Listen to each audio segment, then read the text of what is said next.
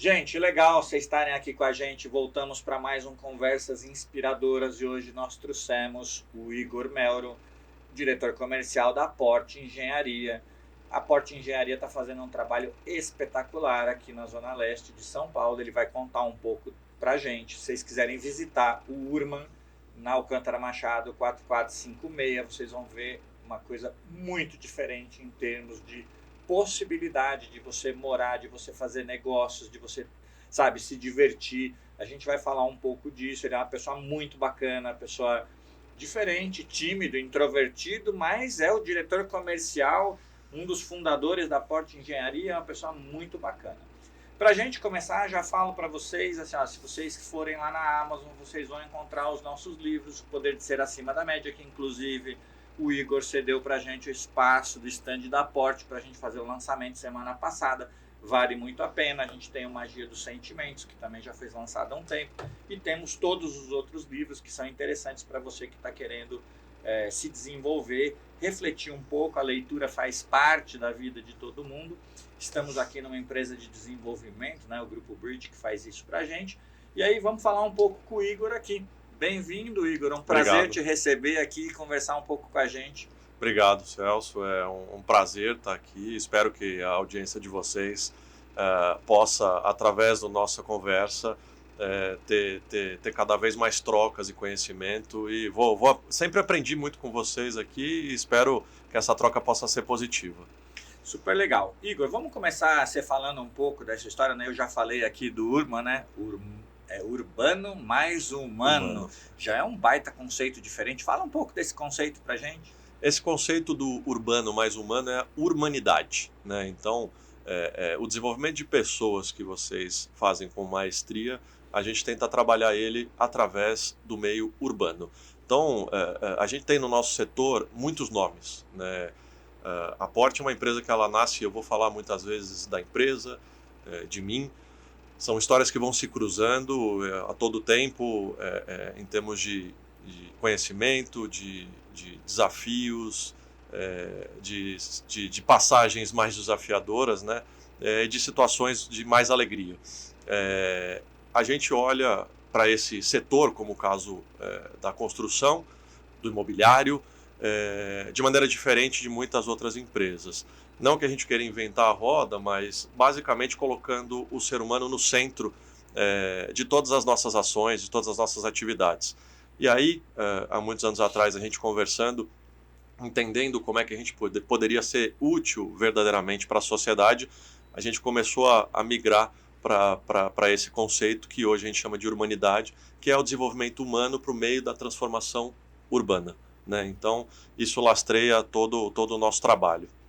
Legal, vamos lá. Nasceu com o seu avô, daí veio com o seu pai, agora você já é a terceira geração. Sim. Vivendo disso, né? Quando você fala a gente conversando, são essas 3 gerações? São vocês? Eu acho que não vem só pelas gerações. Acho que meu avô deu condições para que meu pai pudesse iniciar. Acho que isso é uma coisa que contribuiu bastante para que o trabalho pudesse ser iniciado. E aí, quando eu falo a gente, eu falo da empresa. Eu falo de todos nós juntos com os colaboradores, por isso eu falo no plural, cada um que está lá junto com a gente para fazer da cidade um espaço melhor, para fazer da cidade um espaço que seja funcional, útil para cada um dos seres humanos, né? Então, acho que esse é o objetivo que a gente tem hoje. Você teve alguma crise, vamos falar assim, quando você estava começando sua carreira, porque praticamente você começou a sua carreira dentro da Porte, né? Como é que foi você, por exemplo, estar lá se formando e indo trabalhar e se juntando? Porque é legal isso, né? A gente pensa que empresa familiar, às vezes é fácil você aderir e vir embaixo do pai, junto com a avô. São coisas que sempre que todo mundo tem curiosidade, né? Como é que foi a sua passagem para entrar na Porte? Eu começo com em torno de 20 anos, hoje eu estou com 40, então até um pouco menos, né? Em torno de 18, 19 anos, hoje eu estou com 40 anos, então passei por todos esses anos aí. Eu acho que a grande maioria das empresas que tem essa base familiar, é essencial que você detenha conhecimento e passe por todos os departamentos possíveis. Comigo não foi diferente, né? Então fiquei alguns anos dentro da obra, né? Fiz de tudo um pouco lá dentro e depois fui transitando por todas as outras áreas dentro da empresa, até acabar me encontrando onde hoje estou, que é a área comercial. a área comercial que acaba englobando também a nossa estrutura de revendas, de locação. E essa revenda e locação, depois a gente pode falar um pouco mais a respeito disso, mas ela não tem por objetivo fazer isso de maneira direta, e sim conectar todas as imobiliárias, todos os proprietários, para dar a solução 360 para o cliente, entendendo a função da empresa de dar a solução até o final. O que eu acho que eu posso colocar ao longo dos anos, e que pode ter alguma conexão com o dia a dia do trabalho de vocês aqui, é o desafio de passar de funções executoras para funções que são funções de liderança, de gerir pessoas. Hoje a gente está numa sede nova, deve ter aproximadamente aí uns 4 meses mais ou menos que a gente acabou mudando a nossa sede. A gente começa numa casa construída há muitos anos atrás, e a empresa foi crescendo, foi se desenvolvendo, e era um imóvel que foi feito para ser moradia, e ele acabou se transformando em imóvel comercial. A gente foi fazendo vários ajustes. Mas, Igor, onde é que isso cruza com esse tema?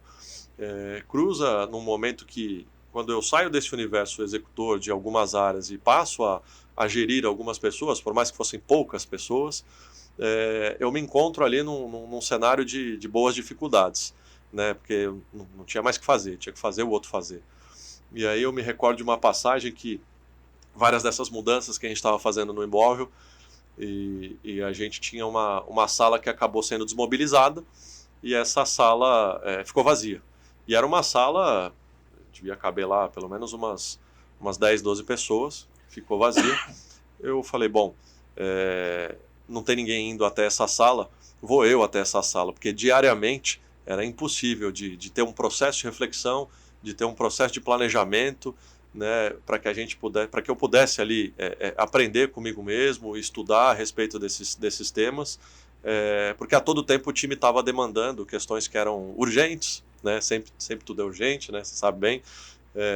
E aí eu me lembro muito bem dessa época de ir para essa sala, me fechar lá dentro e o pessoal falar, cadê o Igor? Não sei.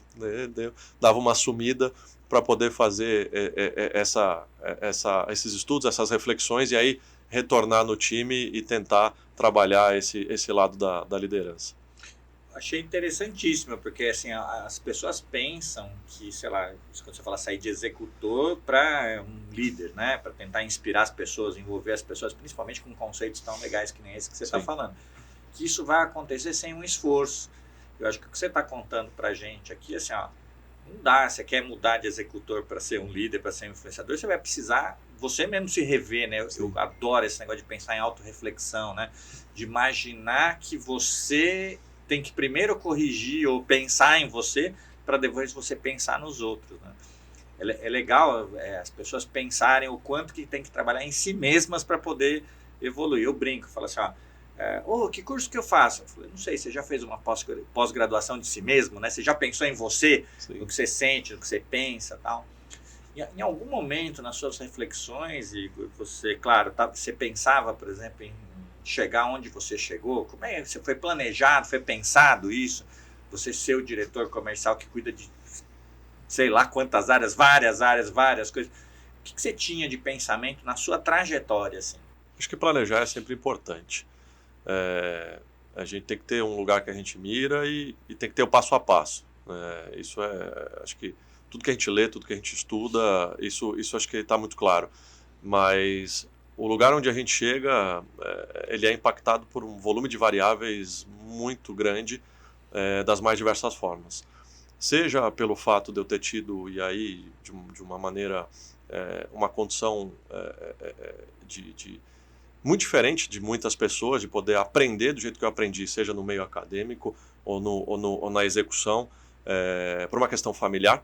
Então isso eu sempre falo ao meu pai, à minha mãe, o quanto eu sou grato de ter tido a oportunidade, diferente da grande maioria das pessoas, que acaba aí conquistando o seu espaço de forma muito mais desafiadora do que eu acabei tendo. Mas evidentemente que isso é um diálogo que eu sempre tenho com a minha esposa também. Por mais que a gente tenha condições, a gente tem realmente uma quantidade bastante grande de exemplos de pessoas que acaba não aproveitando essa oportunidade que a vida traz, que a ocasião nos traz, e acaba seguindo caminhos que não são tão interessantes. Mas, de fato, eu acho que isso contribui de maneira determinante para a gente poder chegar onde a gente chega. E aí, é agarrar essa oportunidade, aprender, o dia a dia com ela.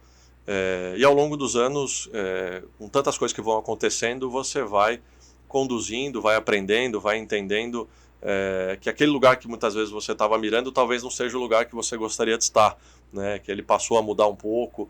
Eu acho que felizes e poucas são as pessoas que sabem exatamente onde querem chegar desde cedo e lá mantêm essa linha reta e conseguem chegar lá. Eu acho que essas pessoas realmente têm que ser muito gratas. Mas é interessante, você fala assim, ó, sei lá, seus pais te trouxeram uma linha de valores, né? Assim, ó, Sim. Estuda, se dedica, não sei o que, você parece que você pegou e absorveu isso, né?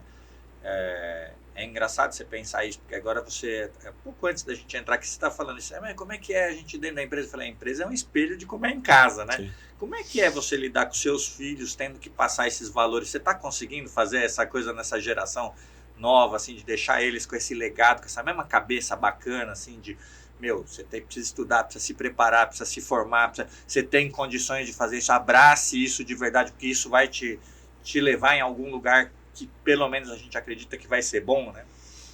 Difícil saber se a gente está exatamente no caminho correto. Eu tenho certeza que tanto eu quanto minha esposa, a gente em casa se dedica bastante para cobrar cada um deles, né, para orientar, dentro do que a gente acredita que seja o correto, claro, dentro do que a gente acredita que a gente recebeu de ensinamento e do que a gente foi filtrando e falando isso me parece que faz sentido, se me parece que não faz. Mas é desafiador porque a gente tem que ter a disciplina de conseguir colocá-los em situações que muitas das vezes não são agradáveis, né, não são confortáveis, porque o conforto a todo tempo, ele de fato não nos leva no melhor local de desenvolvimento. Então eu acho que esse é um ponto para a gente estar atento como familiares. E como líderes também, né? Isso é duro, né? A geração jovem às vezes chega e acha que vai virar, depois de 6 meses, vai virar o CEO da empresa. E tem um tempo para as coisas acontecerem, né? Esse ritmo, né? Tem um pouco disso quando você fala essa história de transformar, né? Você está no projeto do Eixo Platina, você está no projeto de transformar aqui essa região da Zona Leste num lugar um pouco mais legal, mais vivo, assim. Da onde que saiu essa história de nós vamos nos esforçar para fazer essa transformação? Eu acho que é uma mistura de propósito buscando um legado. A empresa, falar rapidamente sobre ela, porque isso vai cruzando com o dia a dia e aí falando um pouco da inspiração, da liderança até do próprio condutor do negócio. A gente começa as atividades em 1986. Eu fui ter contato com o negócio de maneira a trabalhar em torno de 2002, mais ou menos. Então já faz aí pouco mais de 20 anos.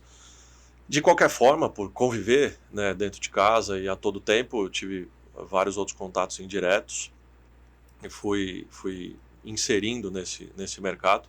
A empresa, ao longo de todos esses anos, ela nasceu e cresceu olhando para atender uma demanda especificamente nessa região da cidade, que é a região leste, onde a gente está agora. A gente tinha para a gente olhar a oferta e demanda, tentar, o livro falando do Mar Azul, sair desse universo de grande concorrência e se posicionar em um local que a gente pudesse ser útil para a sociedade. Perdão. E a gente ficou muito pautado ao longo dos anos, no final da década de 80 e toda a década de 90, no residencial de um padrão mais alto, numa região que tem, em média, uma renda per capita menor do que outras regiões, e academicamente, na média, também tem números inferiores. Em números absolutos, ela tende a ter números iguais às regiões que são melhores, porque tem muita população. Quando a gente se aproxima dos anos 2000, a gente começa a olhar para a empresa de maneira que, fazer o residencial de alto padrão, atender essa demanda, reter estas famílias nesta região da cidade, de maneira que elas, em saindo, levariam poder aquisitivo para outras regiões, isso poderia dar continuidade num desequilíbrio. A gente entendia que já não bastava olhar só para isso. E aí o que acaba acontecendo é que a gente começa um processo de reflexão de falar, ter uma área de inteligência de mercado, ela é importante, a gente vê ela em todas as empresas. Entender o concorrente, entender precificação, entender oferta e demanda, mas só isso não bastava. Entender também que o residencial de alto padrão ele poderia ter o seu limite e a gente poderia não ser mais útil fazendo apenas ele nessa região da cidade. E aí a gente tinha duas opções.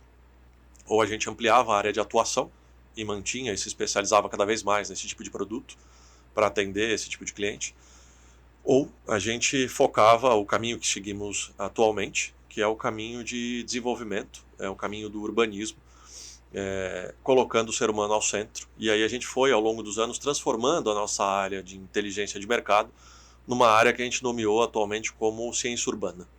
A ciência urbana hoje chega a monitorar aproximadamente 700 indicadores, e aí a gente vai desde dos indicadores que são monitorados por inteligência de mercado tradicional, de renda, de precificação, de concorrência, até outros indicadores, desde índice de criminalidade, a gente entender como é que é índice de arborização, ar, migração populacional é extremamente importante, e aí a gente foi somando todos esses dados até que a gente criou um mapa de calor numa diversidade de usos que a gente olhou e falou assim, bom, essa região, se a gente pegar os dados que estão disponíveis 10 anos para trás, olhar os dados atuais e projetar 10 anos para frente, naquele quadrante ela tende a degradar, naquele outro quadrante ela tende a prosperar. Como é que a gente pode usar a empresa como ferramenta para fazer com que essas regiões que têm tendência de degradação possam virar essa tendência e ter tendência de prosperidade dentro do que a gente estabeleceu dos nossos indicadores desse mapa de prosperidade que foi o que a gente nomeou. Isso tudo foi fazendo com que a gente fosse trabalhando um equilíbrio, sempre tendo o ser humano ao centro, mantendo o que a gente já sabia fazer de melhor. Eu acho que isso é importante no exercício do negócio. Aquilo funciona bem, o residencial de alto padrão é algo que as pessoas desejam, consomem na sua medida correta, vamos continuar fazendo, ok, mas sem exagerar na oferta desse tipo de produto, mantendo um equilíbrio. E aí a gente começou a abrir para os outros produtos. E aí a gente fizemos um primeiro hospital, fomos fazendo aí as torres corporativas, que eram uma demanda importante para a região, para o desenvolvimento, olhando para aquele profissional, quanto mais ele estudava, menos o emprego qualificado ele encontrava na região leste, então a gente estava passando por uma segunda geração que a gente podia flertar aí com um êxodo cultural, que a gente começou a chamar, que eram pessoas deixando a região, buscando um emprego qualificado que não existia na região. Então, aí a gente foi para o mercado de salas comerciais, o mercado do varejo, de lojas, foi ampliando bastante essa diversidade de uso e começou a olhar para a região focando no desenvolvimento humano por meio da transformação urbana. Então, tentei dar uma resumida aqui, porque se a gente for entrar em cada um desses tipos de produto que a gente foi trabalhando para se especializar, aí a conversa ela vai longe e começa a ficar bem mercadológica. Não, mas ótimo, então, porque assim, o que me chama muita atenção, né, que talvez nós estamos nessa história, é propósito. Sim. Você fala assim, nós tínhamos o propósito cultural, o propósito de segurar as pessoas na região, o propósito de oferecer uma coisa que para a gente não degradar o ambiente que a gente está, né? E é interessante que você vê, tudo isso é baseado em algumas decisões, né? Sim. Vocês foram conversando, você era um rapaz de 20 anos de idade, sim, né? Mesma idade do meu filho que está aqui do lado, sim, que está trabalhando com a gente, né? Quando você fala de 20 anos de idade, você pensando tudo isso, construindo isso, participando dessas decisões, né? Você falou que foram decisões mais coletivas, não foram decisões tão individuais. A gente sempre trabalha pensando nisso, né? O herói solitário, aquele cara que vai, que luta, que passa pelos perrengues, que busca. Mas você está contando um pouco de uma coisa mais coletiva. Como é que foram essas experiências de tomada de decisão? Foi muita briga, muita discussão? Ou foi uma coisa mais convergida? Como é que foi o processo de acontecer essa decisão toda, que me parece super legal, né? Olha, é difícil falar sobre esse tema, e por mais coletivo que ele tenha sido, sempre tem um grande líder condutor ali, que no caso acabou sendo o fundador da companhia, que toca o negócio até hoje. E eu sou muito grato de poder aprender ao lado dele, principalmente do universo não empresarial, não financeiro. É um ser humano que eu sou suspeito para falar e admiro bastante. Essas discussões... Esse é seu pai ou seu avô? Seu pai. No caso, meu pai. Meu avô, da mesma forma, os dois, tanto de pai quanto pai de mãe, são seres humanos incríveis que me trouxeram bastante aprendizado. Acho que o desafio que a gente tem como sociedade é conseguir compartilhar muito desse dia a dia, muito do que você vai aprendendo, acertando e errando, além do conhecimento que você vai adquirindo e estudando, com grande parte da população. Eu acho que isso é um desafio que a gente vai viver ao longo dos anos e que a gente quer poder contribuir cada vez mais à nossa maneira a todo tempo. Mas voltando para o tema que a gente está colocando aqui, por mais coletivo que tenha sido, ele foi determinante no caminho que a empresa acabou seguindo. Se a gente olhasse única e exclusivamente para o contexto do crescimento patrimonial e do acúmulo de capital, a gente muito provavelmente poderia ter escolhido outros caminhos. Esse equilíbrio para que a gente pudesse chegar onde a gente está hoje, ele se deu muito por conta do sócio fundador.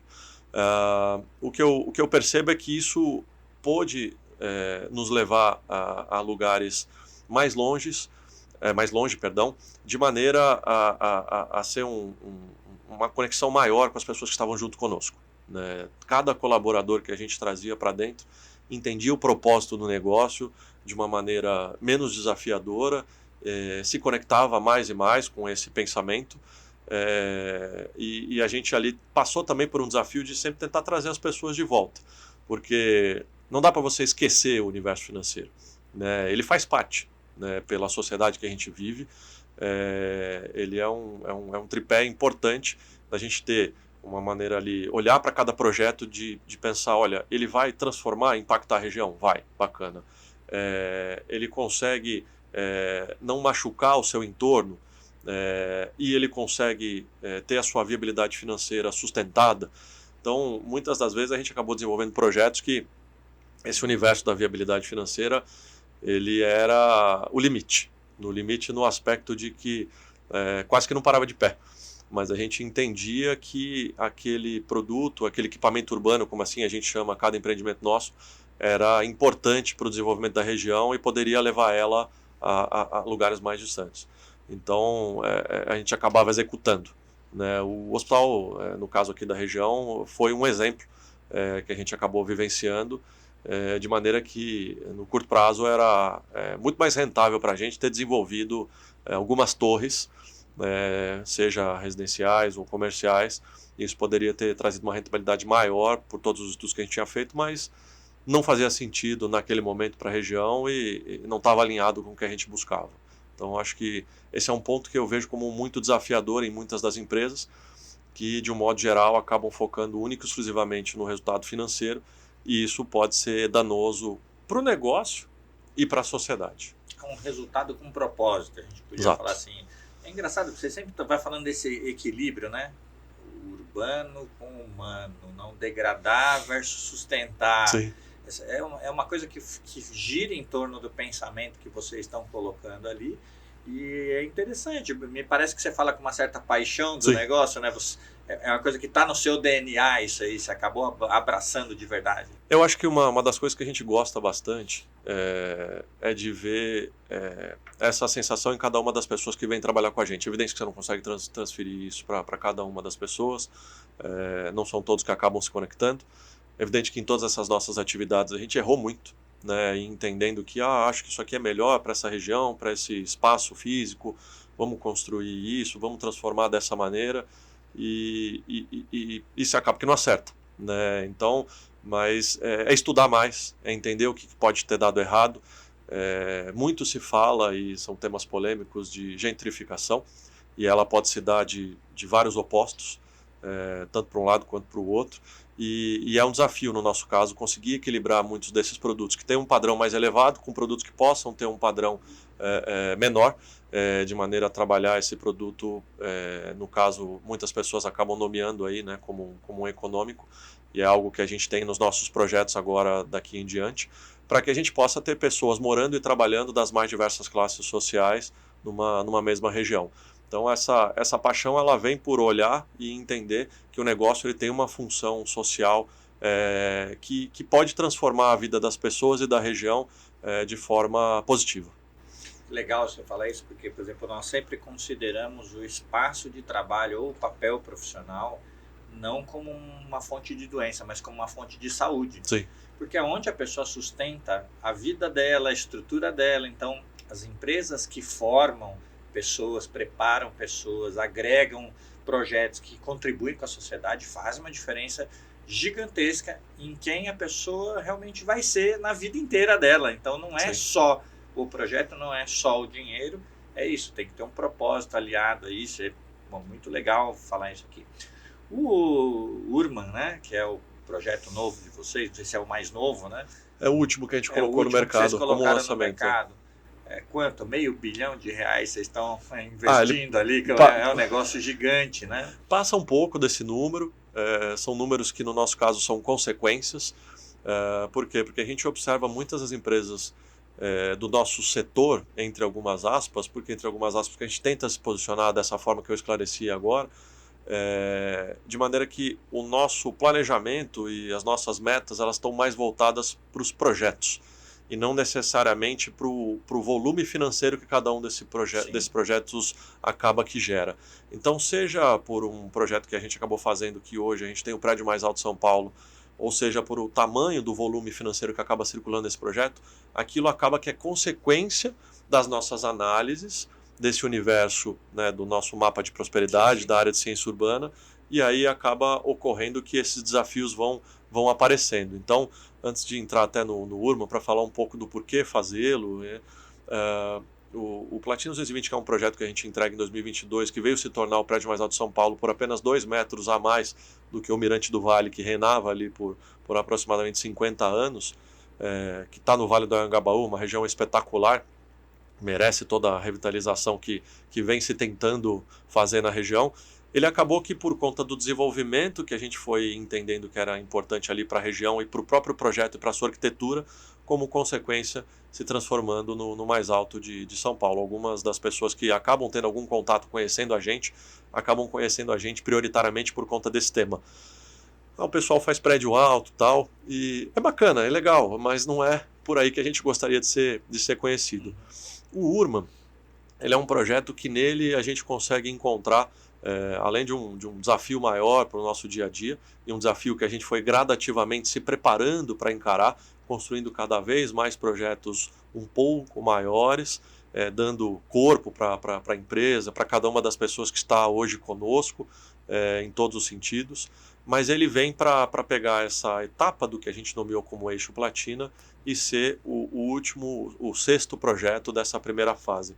Eu não falei muito do Eixo Platina, mas a gente, como começa a olhar muito do desequilíbrio da cidade em relação à moradia e trabalho principalmente, a gente começa ali a olhar e falar, bom, se a gente investir nestas áreas, que são áreas que estão próximas de transporte público e grandes vias de deslocamento, com projetos de diversidade de uso, comercial, residencial, varejo, entretenimento, saúde, ensino, a gente pode conseguir virar um pouco essa roda nesse mapa de prosperidade que a gente estava vendo ali, uma região que tinha galpões, que tinha indústrias, que algumas delas por conta de restrições não conseguiriam continuar e aquilo vinha se degradando, que chegava ao nível de ter uma área de prostituição. Então são áreas que a gente foi tentando intervir de maneira a fazer o investimento, comprar os terrenos, e quando a gente foi distribuir nos nossos investidores, depois no consumidor final, cada um ao seu tempo, a grande maioria olhava para a gente com um olhar de desconfiança, mas através do que a gente apresentava, né, porque era um desafio bastante grande transformar aquela região, entender que ela poderia chegar no patamar que ela vem se mostrando que está chegando hoje. Mas eu acho que aí no outro lado, a confiança que a gente construiu ao longo dos anos anteriores nos deu bastante força, entregando um pouco de margem para que a gente pudesse, né, mostrar para eles que fazia sentido, que aqueles produtos eram úteis para a sociedade e para aquela região. O Urman, sendo esse 6º projeto, ele tem nele entretenimento, né, a gente tem ali um teatro para mais de 1.500 pessoas, um projeto que novamente ele precisa de todo o complexo comercial, corporativo, do varejo, residencial, para que possa ter uma sinergia de uso e ter essa troca para que essa conta possa ser positiva. A cultura, ela sempre viveu em todo o mundo de maneira que é difícil ela parar de pé no universo da viabilidade financeira sem que você tenha esse contexto ou algum tipo de subsídio. E a região leste ela é uma região que hoje ela se aproxima de 10% em relação ao que toda a cidade oferece desse tipo de equipamento. São pequenos teatros em escolas apenas.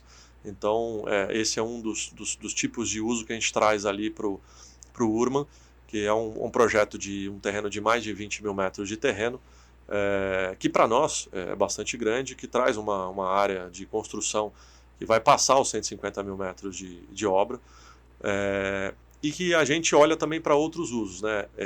É importante mencionar que esse teatro ele não é um teatro do Urman, ele é um teatro para a região leste. Ele é um teatro que peças que possam acontecer em outras regiões vão poder acontecer nessa região de São Paulo. Um centro de convenções, que é algo que também não existe nessa região da cidade. A gente entende como super importante, olhando super todos os números. Do aeroporto também, né? Deslocamento fácil. 20 minutos do maior aeroporto da América Latina. E aí a gente tem outros usos, tanto do universo corporativo, residencial. Acho que vale mencionar aqui rapidamente que uma região com mais de 4 milhões de habitantes, quando a gente olha para Itaquapoá e Guarulhos, que são regiões que acabam, em alguma maneira, consumindo serviços e produtos, ou trabalhando e sendo introduzidas no município de São Paulo através da região leste, se a gente adiciona esses 4 milhões e meio, que é a população da região leste, né, que a gente passa isso, a gente tem quase 40% da população de São Paulo. Se a gente adiciona esses municípios vizinhos, a gente chega a próximo de 7 milhões de pessoas. Então, o que acaba acontecendo é que é uma região prioritariamente que teve o seu desenvolvimento em moradia, e que esse universo corporativo que hoje se aproxima na cidade de São Paulo a 12 milhões de metros quadrados em 1.600 prédios, hoje, através do desenvolvimento de 2 torres que a gente fez, chega aí a 25 mil metros dos 12 milhões de metros em termos de oferta para o mundo corporativo. Então você tem aí um desequilíbrio bastante grande e uma concentração nas regiões oeste e sul desse tipo de produto, que a gente está tentando trabalhar uma lógica a inverter essa movimentação dessas pessoas. É legal que você está falando assim, tem um propósito, um fim em si, não é a obra ou não é o empreendimento, né? É o propósito de deixar as pessoas confortáveis na região, é o propósito de gerar empregos. E eu vi que vocês foram aumentando o risco, né? Porque acho que, para mim, esse é o curioso, né? Como é que é essa história de aumentando o risco e decidindo por risco maior? Claro, o propósito te puxa para isso, né? Mas como é que vocês abraçaram o risco, né, dentro desse cenário? Olha, o planejamento é importante, mas você vai sendo quase que empurrado através dele, porque você vai percebendo essas demandas, vai olhando para os números, vai olhando para as pessoas, e você acaba que naturalmente isso vai acontecendo ao longo dos anos. É um desafio bastante grande equilibrar todos esses pratinhos, acho que todas as empresas passam por isso, proporcionar condições para que as empresas possam se instalar, para que os empregos possam existir nesta região na cidade de maneira diferente, como existe nos dias atuais, onde as pessoas possam trabalhar mais próximo de onde elas moram. Isso é muito motivador para todos que trabalham com a gente, para cada um de nós. Quando a gente observa o problema que a cidade passa de mobilidade urbana ao longo dos anos, é importante a gente trabalhar o transporte público cada vez mais. Mas é importante a gente trabalhar ao mesmo tempo condições para que as pessoas possam morar, trabalhar, ter o entretenimento, saúde e o ensino mais próximo dos seus lares, né? Então, ao mesmo tempo que você tem o poder público investindo nesse contexto de se transportar, de se movimentar melhor, eu acho que é importante que as empresas possam, na iniciativa privada, olhar para esse contexto de maneira responsável e se preocupar com um projeto, como é que ele se comporta quando ele estiver pronto. Porque como o ciclo do nosso negócio ele é um ciclo que dura, às vezes, 5, 8 anos, entre o momento que você adquire um terreno e muitas das vezes precisa regularizar a documentação, fazer uma aprovação em prefeitura, fazer um lançamento a mercado, vender ou não vender. Normalmente é um momento desafiador que você tem que ter um planejamento interessante ali, com bastante critério. Construir e entregar é uma distância bastante grande. Então, existem muitas empresas que, quando você olha a viabilidade financeira, ela é muito interessante, né? É um produto que a venda ela traz uma rentabilidade muito boa. Mas como é que esse investidor ou esse morador, né, quando esse prédio estiver pronto, como é que ele vai se comportar naquele contexto que ele está inserido? e às vezes a gente acaba se deparando com situações que elas são muito boas na venda e muito ruins para a região, ou são muito desafiadoras para vender e muito boas depois. Quando esse projeto está pronto, ele passa a ser muito útil. E o desafio é como conciliar esses ciclos, essa distância que você tem entre viabilizar, vender e entregar. Então eu acho que isso tudo é o que guia muito do nosso dia a dia. Agora, pessoalmente, como é que você, por exemplo, aprendeu a lidar com risco, né? Porque você vai tomando decisões junto com todo mundo. Eu entendi muito que vocês têm essa coisa meio família que é extensiva aos colaboradores, né? Tá sempre todo mundo muito junto ali, pelo que você está contando. Mas como é que você se prepara, por exemplo, para tomar risco, para aguentar emocionalmente essas transições, né? Porque não é só você montar, não é só você investir, precisa vender, precisa realizar, precisa... Como é que você se prepara para isso? Eu acho que quanto mais risco você vai assumindo e quanto mais problemas você vai se deparando, você vai construindo ali uma situação de suportar cada vez mais esses desafios. Eu acho que isso se dá em questões de exercícios físicos, quando a gente é exposto a essas questões, e mentais, da mesma forma. Acho que é inevitável, por mais que eu possa transferir para as pessoas que estão assistindo toda essa calma e esses objetivos, mas a gente tem que abordar temas que são de muita crise de ansiedade, que são de muita falta de ar, que são de muita preocupação a todo tempo por muitos desses momentos, e que você, ao longo dos anos, vai trabalhando, vai se acostumando, vai entendendo, vai mitigando riscos, e ali você vai ajustando. Agora, dizer que não vai ter estes sentimentos quando você tem uma exposição maior ao risco, Isso. acho que aí a gente não estaria falando a verdade para as pessoas.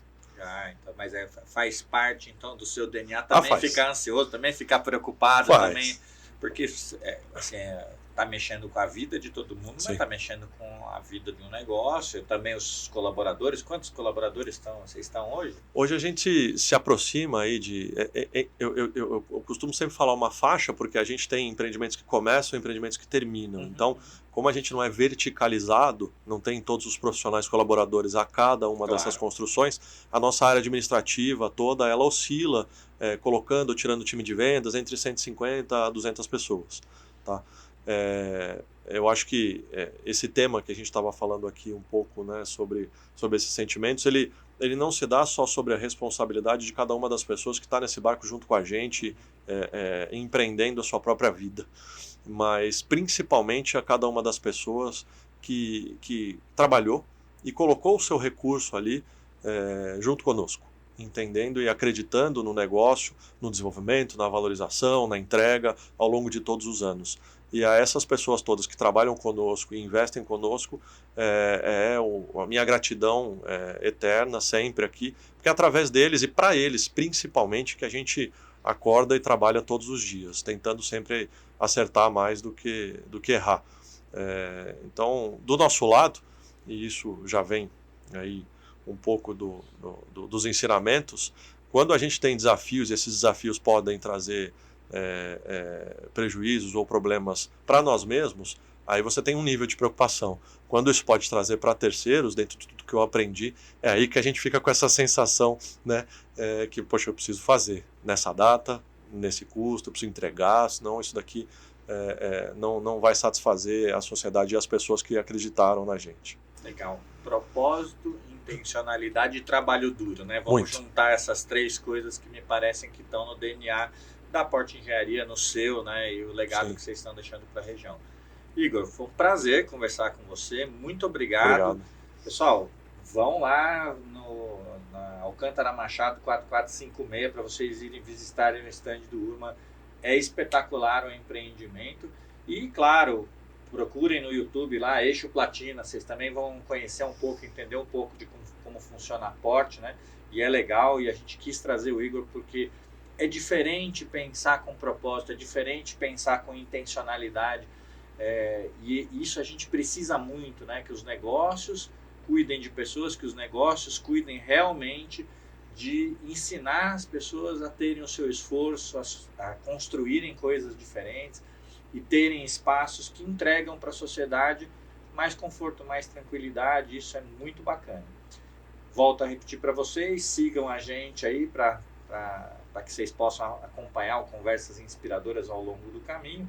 Vão lá na Amazon se vocês quiserem adquirir os livros e é um prazer estarmos aqui, um prazer ter te recebido aqui, Igor. Celso, obrigado. Foi uma honra poder bater esse papo, falar um pouco mais de mim e do nosso negócio para as pessoas. Espero que a gente possa ser hoje e daqui em diante cada vez mais útil para cada uma dessas pessoas na nossa sociedade. E fica o convite aqui para que as pessoas possam ir lá conhecer um pouco mais do nosso trabalho. Legal, Obrigado. Abração.